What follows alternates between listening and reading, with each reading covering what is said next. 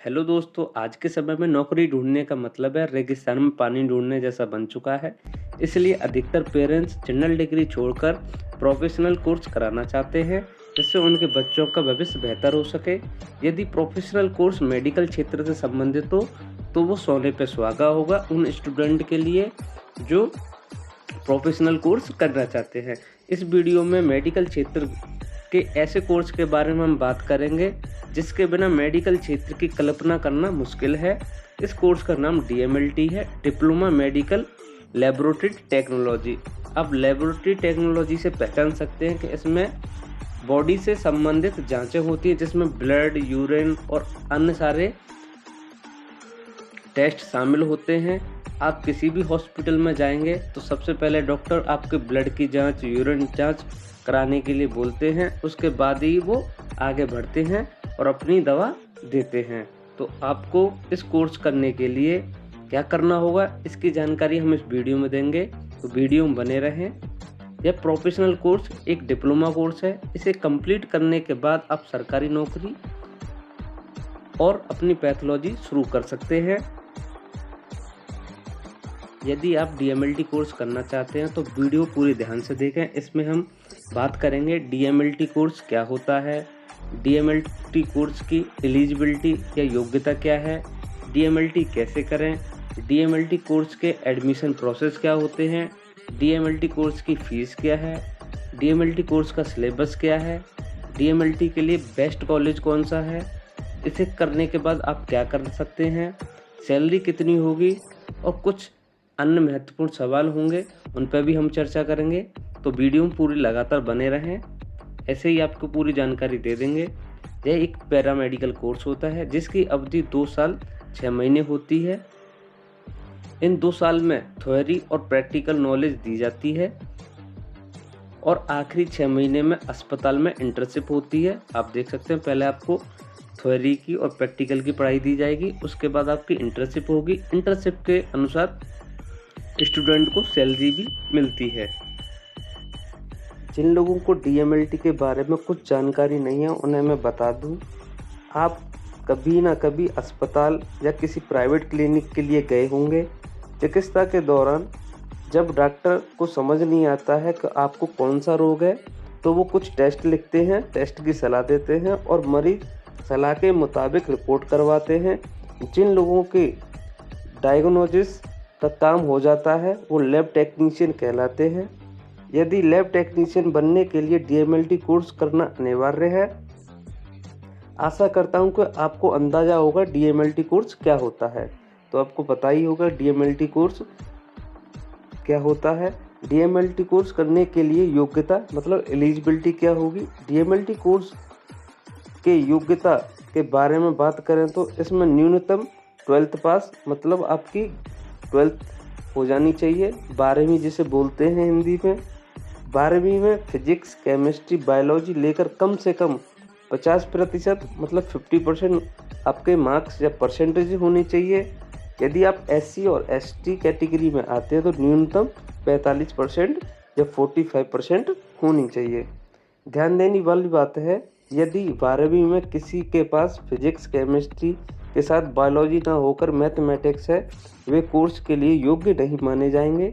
तो आपको पता ही होगा, अगर आपके पास मैथ है तो आप नहीं करेंगे, आपको फिजिक्स, केमिस्ट्री, बायोलॉजी होना ज़रूरी है। नंबर के साथ साथ कोर्स एडमिशन लेने के लिए न्यूनतम आयु निर्धारित की गई है। यदि किसी की आयु 17 वर्ष से कम है तो इस कोर्स में एडमिशन लेने के लिए उपयुक्त नहीं है। तो आपकी 17 प्लस एज भी होनी चाहिए इसे करने के लिए। DMLT कोर्स कैसे करें। DMLT करने के हेतु आपको निम्नलिखित पॉइंट्स फॉलो करने होंगे। 10वीं पास करने के बाद आपको DMLT कोर्स करना चाहते हो तो इसकी पहला कदम है 10वीं की शुरुआत करें, किसी मान्यता प्राप्त बोर्ड से करें। उसके बाद 12वीं में फिजिक्स, केमिस्ट्री, बायोलॉजी की विषय चुनें। यदि इन विषयों को सब्जेक्ट के बिना कोई DMLT कोर्स नहीं होगा। अगर आपने मैथ ले लिया या आप कॉमर्स बैकग्राउंड से हैं या आर्ट्स बैकग्राउंड से हैं तो आप नहीं कर पाएंगे। 12th करने के बाद आपको ये कोर्स करना चाहिए। क्योंकि आप 10th के बाद इस कोर्स को नहीं कर पाएंगे। कुछ कॉलेजों में जो एंट्रेंस एग्ज़ाम होता है, किसी में डायरेक्ट एग्ज़ाम होता है। तो आप किस कॉलेज में एडमिशन लेना चाहते हैं वो आप डिसाइड कर लें। आप एंट्रेंस एग्ज़ाम दे के एडमिशन लेना चाहते हैं या आप डायरेक्ट एडमिशन लेना चाहते हैं, फिर दोनों ही ऑप्शन आपके पास है। आप अगले पॉइंट पे बात करते हैं तो आप एडमिशन प्रोसेस क्या रहेगा। DMLT कोर्स में 2 तरीके से एडमिशन होता है, एक तो डायरेक्ट, दूसरा एंट्रेंस एग्ज़ाम देकर। डायरेक्ट एडमिशन के लिए आपको सीधा कॉलेज में कांटेक्ट करना होगा। आप जिस कॉलेज में एडमिशन लेना चाहते हैं वहाँ में डायरेक्ट जाइए और अपना एडमिशन पाइए। यदि आप एंट्रेंस एग्ज़ाम देकर एडमिशन लेना चाहते हैं तो आपको अपने राज्य में एक एंट्रेंस एग्ज़ाम होता है, आपको वो फॉर्म भरना होगा। उसके बाद आप एडमिशन ले सकते हैं। आपको एंट्रेंस देना होगा।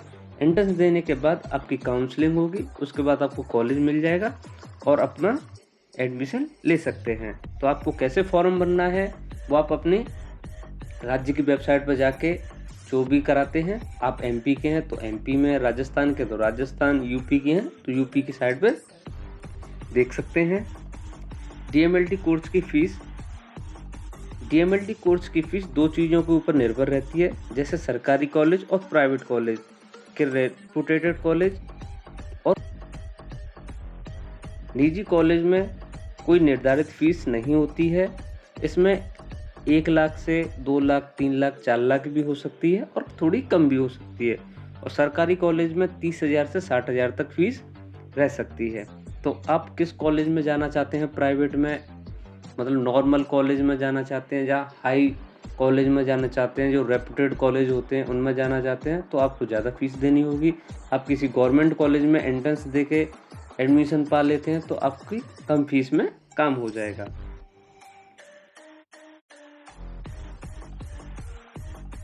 DMLT के लिए बेस्ट कॉलेज की बात करें तो इस लिस्ट में काफ़ी कॉलेज शामिल हैं, जिसमें government medical college Amritsar Punjab, Maharashtra institute of medical education and research Pune Maharashtra, Rajiv Gandhi college Bhopal Madhya Pradesh, Sardar Patel university Vallabh Vidyanagar Gujarat, Nalanda medical college Patna Bihar, Jawahar medical college Bhagalpur Bihar, Madhav university Sirohi Rajasthan, Maharaja institute of medical science Vizianagaram Andhra Pradesh, Madurai medical college Madurai Tamil Nadu, Tirthankar Mahavir university Uttar Pradesh, Mewar university Chittor Rajasthan.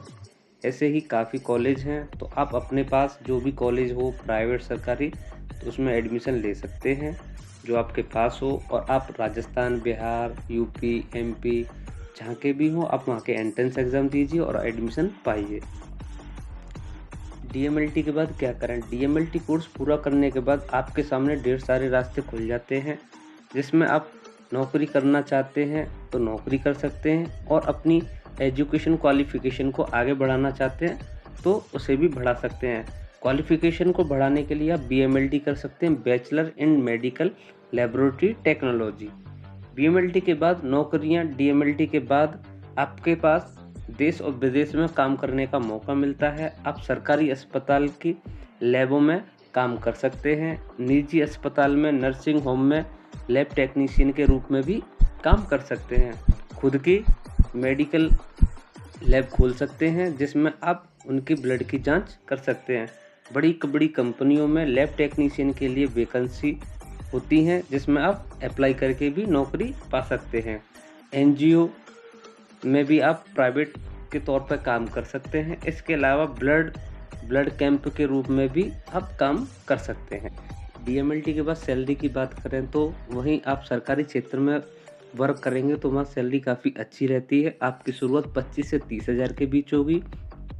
वहीं प्राइवेट में अगर आप काम करना चाहते हैं किसी लैब में तो आपकी 15 से 25 के बीच में सैलरी रहेगी और आपके एक्सपीरियंस के साथ साथ आपकी सैलरी भी बढ़ती रहेगी, जिससे आपको कोई आगे दिक्कत नहीं आएगी। जैसे ही आपका एक्सपीरियंस बढ़ता जाएगा आपकी सैलरी वैसे ही बढ़ती जाएगी। अगर आपको अब कोई काम नहीं करना है तो आप अपना लैब खोल के भी अपना काम कर सकते हैं।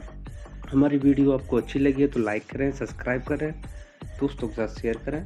धन्यवाद।